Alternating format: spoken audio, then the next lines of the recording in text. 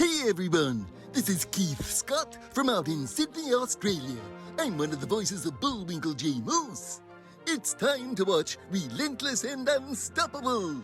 And so give it up for your main hosts, Douglas Kenny and Andy McPhee. Hey everybody, this is Doug Kenny and welcome to Relentless and Unstoppable. We have another amazing guest coming on the channel today, so please hit like and subscribe. And after this episode, please stay tuned to the RNU channel for more amazing guests. Let's get this on! Hey everybody, how you doing? Just a quick little share of why I started Relentless and Unstoppable. It was for one very simple reason, because of Doug Kenny. Nothing to do with me at all, zero. I was just coaching Doug, and he took on the coaching and mentoring, and he made all the changes. He took all the suggestions from his parents as well as my coaching, but it was all about Doug, his breakthrough and his weight loss, his willingness to accept that he is dealing with high functioning autism and other issues, but he's never quit, he's never given up. So we did one interview with him to share his story, and then we decided to start interviewing other people. And Doug has now taken over the whole channel, and he does all the interviews, he runs everything. He's just an amazing young man. So RNU was born from simply what an amazing young man Doug is, and his story needed to be shared.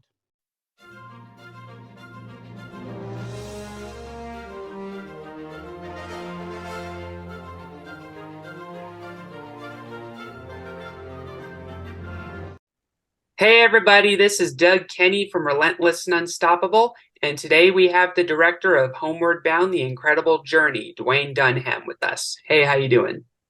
Excellent. Douglas, how are you? Doing absolutely fabulous. Where are you at the moment? I am in Southern California. Nice. Not surprised. That's the big film industry there.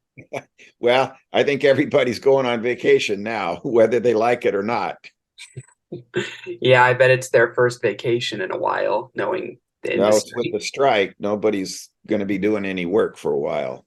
Hopefully it ends soon. Yep, hopefully. So give us a rundown of what you're known for.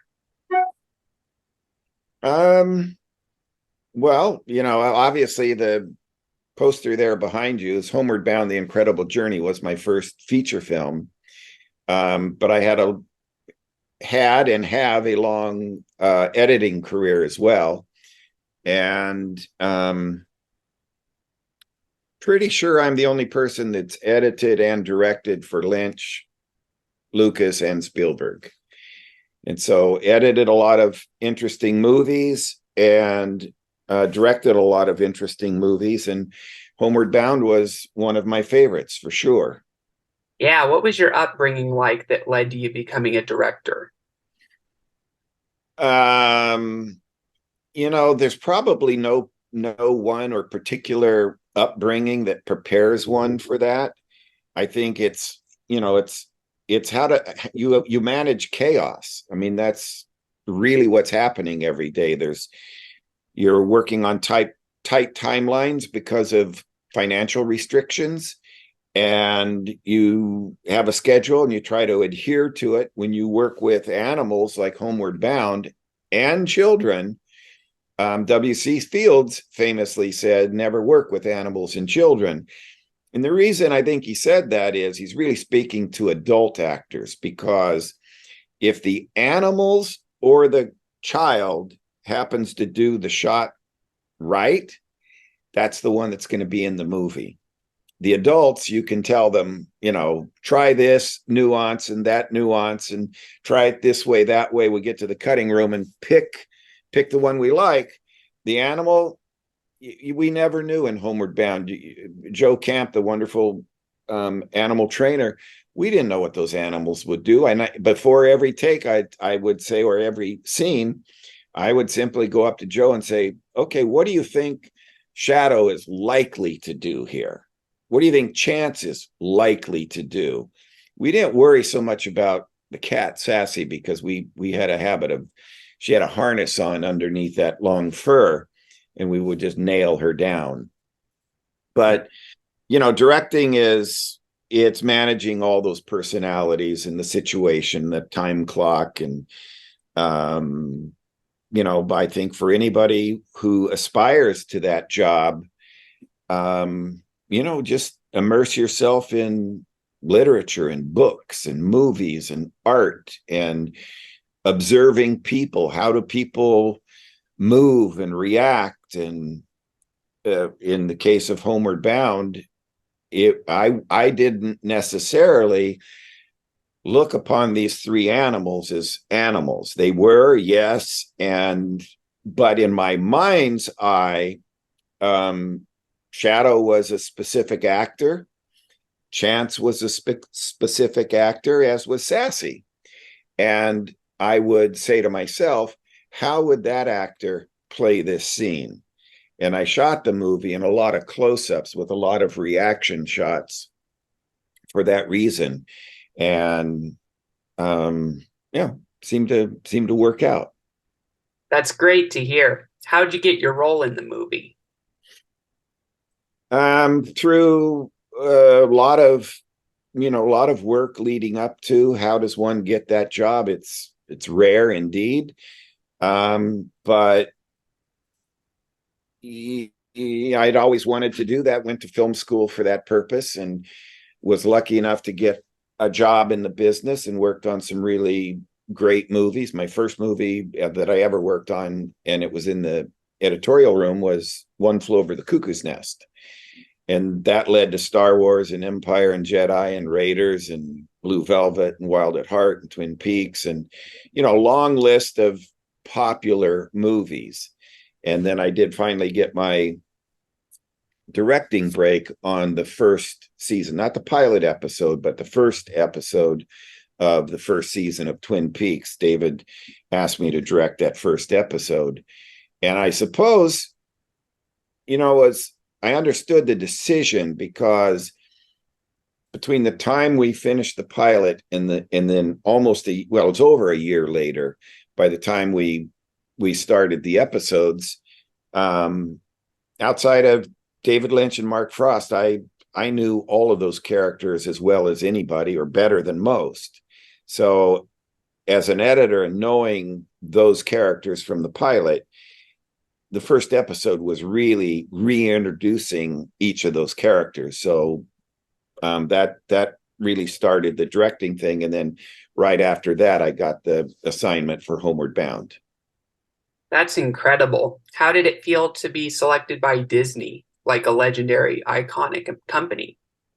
Well, I didn't think of them as being much different than anybody else. At that time, there were 7 studios in town. If you're going to go into the business and you only have 7 employers, that's a small business. So yes, it was a lot of luck plays into that, but I had the background that backed it up, and I actually was giving a pitch on a different script they'd given me about an R&B group, female singers in the 60s from Harlem. And I kept going up the chain of executives. They liked my notes, my pitch on my take on the story. And I finally got to the top guy, and he finally asked me, what makes you think you can direct this? And I said, because I'm a storyteller and I can tell this story. Then I said, but I want to know what makes you want to hire me to direct this. He said, what do you mean? And I said, well, I'm a guy who grew up in Southern California. I know the surf culture and the car culture. I don't really know very much about Harlem and the R&B scene. And he asked a very, very important question. He sat back and he said, okay, what story do you want to tell? And I said, well, I want to tell the story of a young kid who grows up on a farm, and each day he walks to the far end of the property, to the fence line, and he looks over. And then one day he goes out and he jumps the fence and off he goes. And the guy just looked at me for a minute, and then he said, okay, just wait right here. And he stood up and he left the room. And I thought, here I had my shot. and I blew it because they seemingly were ready to hire me for this other show. And I said, why would you do that? Silly. But he came back in and he dropped a script in my lap and he said, read this as soon as you can and get back to me. And it happened to be Homeward Bound. And I called him the next morning and said what I said. And that afternoon, I was on a plane to Oregon to start the movie. Ah, so some of it was filmed in Oregon? All of it. It was all, the story takes place in Northern California in the Sierras. And the Sierras, of course, is granite. And we were shooting in Oregon because, you know, a non-union, and we could do it for less money. We didn't have a very big budget. And the only place in Oregon that has any granite is in the upper northeast corner in a place called Eagle Cap in a little tiny town called Joseph. And we shot, our main headquarters was in Portland. Portland is a good double for San Francisco. And then we shot a bit out in Bend because most of the water stuff was shot in Bend in the Deschutes River and that area. And then we moved over to Joseph specifically to go into the wilderness, as we did on horseback, 40 horses for the crew and 40 horses for all our stuff, our food and water and tents and film and the rest of it. And that is the purpose we went there, was to get the big vistas of granite.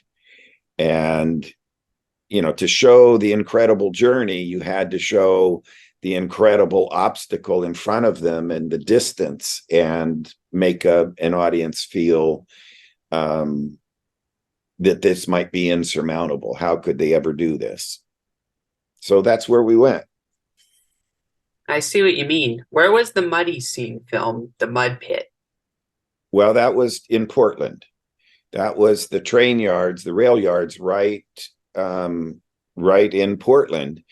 And the first scene that was, or the first group of scenes that were shot, was the very opening, was anything at the house. So the wedding at the house, and then the animals coming home. And we had a very meticulous chart made for how dirty or clean were the animals at each point along the journey as it pertained to the script.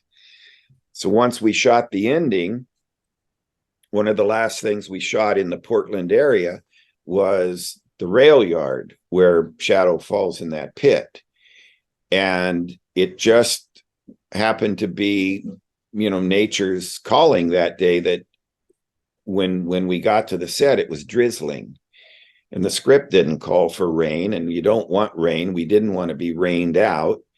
But on our budget, it was the last thing to shoot in that area before the whole group moved to the other side of the state.